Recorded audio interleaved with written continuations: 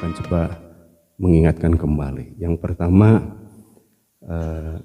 penggunaan media sosial itu diantaranya adalah memudahkan kita untuk berinteraksi. Jadi saya ingatkan kembali. Yang kedua, untuk memperluas pergaulan. Yang ketiga, lebih mudah mengekspresikan diri. Yang keempat, sebagai media penyebaran informasi. Kemudian yang kelima, kemudahan memperoleh kabar, gitu ya. 6, menjaga tali persaudaraan. 7, sebagai sarana peningkatan kreativitas. 8, dapat digunakan untuk sarana berwirausaha. Mungkin yang ini yang paling mudah diingat. Kemudian 9, sarana belajar beradaptasi. 10, sebagai media komunikasi. 11, membantu proses pembelajaran. 12, sebagai sarana hiburan. Kemudian 13, sebagai media sosial itu sendiri. 14, sebagai sarana untuk belajar memanfaatkan teknologi digital. 15, sebagai sarana untuk memudahkan kita memperoleh informasi. Sesuai janji saya kemarin, saya pun akan menyampaikan segi-segi negatifnya. Yang pertama, menurunkan kemampuan sosial. Ini sangat penting sebab anak-anak pada umumnya lebih lihai menggunakan media sosial ini untuk sarana bergaul. Namun ketika kita ajak bicara, mereka biasanya agak sedikit terbata-bata karena waktu ruang mereka untuk berkomunikasi dengan masyarakat kurang. Itu yang pertama, menurunkan kemampuan sosial. Yang kedua, cyber bullying, ya. Bully. Ini sangat miris buat kita sebab di sini banyak sekali sarana-sarana yang bisa mereka dengar, namun kebenaran itu lebih kepada hal-hal yang sangat negatif, ya. Dan biasanya ini berupa perilaku yang tidak menyenangkan, ya, baik secara verbal, fisik ataupun sosial. Yang berikutnya, yang ketiga, bisa menjadi bocornya informasi personal.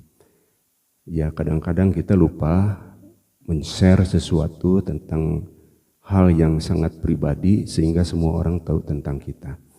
Kemudian kita menjadi terjerembab sebab banyak orang yang tidak berkepentingan menghubungi kita.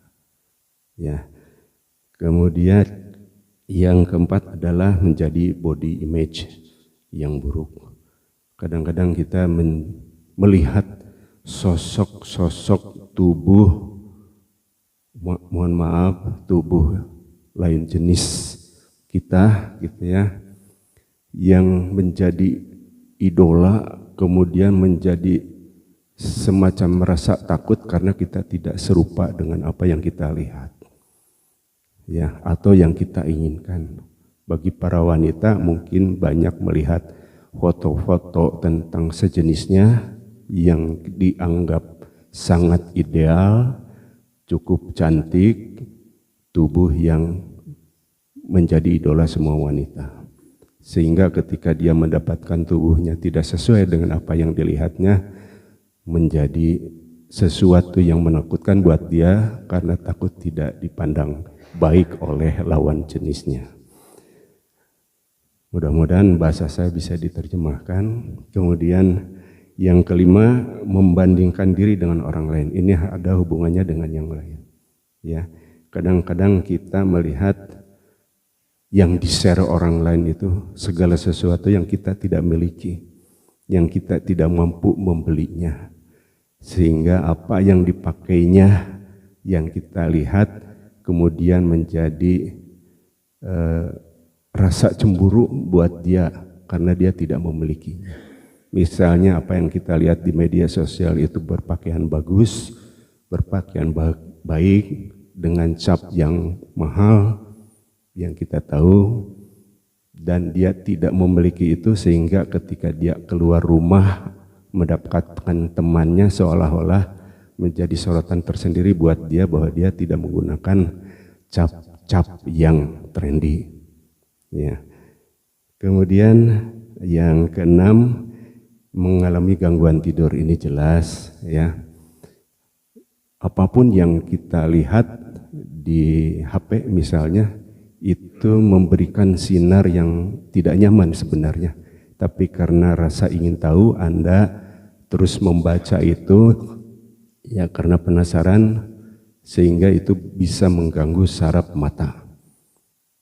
Ditambah berita yang tidak bagus, apalagi itu menyerang diri kita sendiri, sehingga itu mengganggu pikiran kita. Dan mereka yang memang sangat sensitif itu tidak akan bisa tidur karena memikirkan sesuatu yang dibacanya. Ya. Kemudian yang ketujuh, mengurangi hubungan tatap muka. Ini jelas banyak orang tua kita dan anak-anak kita jauh di sana lebih banyak dilakukan hubungan lewat media sosial. Ya, dan ekspresi itu tentu berbeda. Ya, misalnya di WhatsApp, bahasanya sih bagus sebenarnya, tetapi karena pikiran kita sedang kotor, dianggap bahasa itu tidak baik buat dibaca. Sehingga muncullah rasa curiga, rasa benci, dan sebagainya. Padahal kalau kita bertatap muka, mungkin saja itu dengan intonasi yang datar sehingga sebenarnya bahasa itu bagus. Ya. Kemudian ada juga yang disebut gila likes.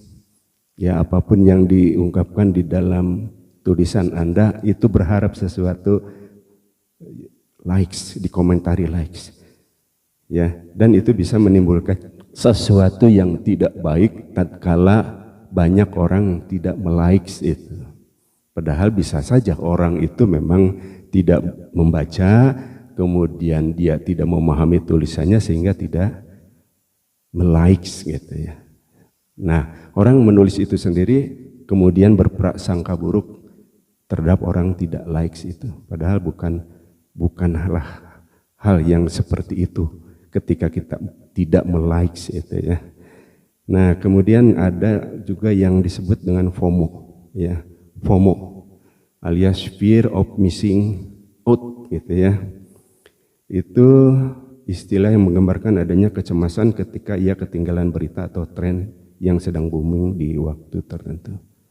Selalu begitu, sehingga dia selalu mengejar-ngejar dan selalu membaca itu, berita itu. Yang 10 ini rasa khawatir yang sangat dalam di mana kita bisa depresi dan menimbulkan kecemasan. Ya, ada berita-berita yang hoax gitu ya, seolah-olah itu betul gitu dan membawa diri kita ke alam itu sehingga kita merasa sangat buruk waktu itu.